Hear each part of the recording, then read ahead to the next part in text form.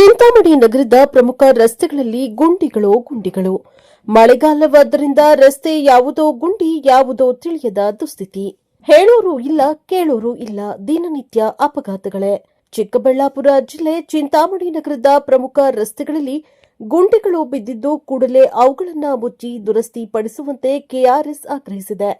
ಚಿಂತಾಮಣಿ ನಗರದ ನಗರಸಭೆ ಪೌರಾಯುಕ್ತರಿಗೆ ಮನವಿಯನ್ನ ಸಲ್ಲಿಸಿರುವ ಕೆಆರ್ಎಸ್ ಪಕ್ಷದ ಕಾರ್ಯಕರ್ತರು ನಗರದ ಬಹುತೇಕ ಪ್ರಮುಖ ರಸ್ತೆಗಳು ಗುಂಡಿಗಳಾಗಿ ಆವೃತವಾಗಿದ್ದು, ಇದೀಗ ಮಳೆಗಾಲವಾದ್ದರಿಂದ ಬಿದ್ದ ನೀರು ಗುಂಡಿಗಳ ತುಂಬಿ ರಸ್ತೆ ಯಾವುದೋ ಗುಂಡಿ ಯಾವುದೋ ತಿಳಿಯದ ದುಸ್ಥಿತಿ ಉಂಟಾಗಿ ಇದರಿಂದ ಅನೇಕ ಅಪಘಾತಗಳು ಆಗಿರುವ ಘಟನೆಗಳು ನಡೆದಿದ್ದು, ಕೂಡಲೇ ರಸ್ತೆಗಳಲ್ಲಿ ಬಿದ್ದಿರುವ ಗುಂಡಿಗಳನ್ನು ಮುಚ್ಚಿ ಸಾರ್ವಜನಿಕರಿಗೆ ಆಗುತ್ತಿರುವ ತೊಂದರೆಗೆ ಕಡಿವಾಣ ಹಾಕುವಂತೆ ಕೆಆರ್ಎಸ್ ಪಕ್ಷ ನಗರಸಭೆ ಪೌರಾಯುಕ್ತರಿಗೆ ಸಲ್ಲಿಸಿರುವ ಮನವಿಯಲ್ಲಿ ಆಗ್ರಹಿಸಿದೆ.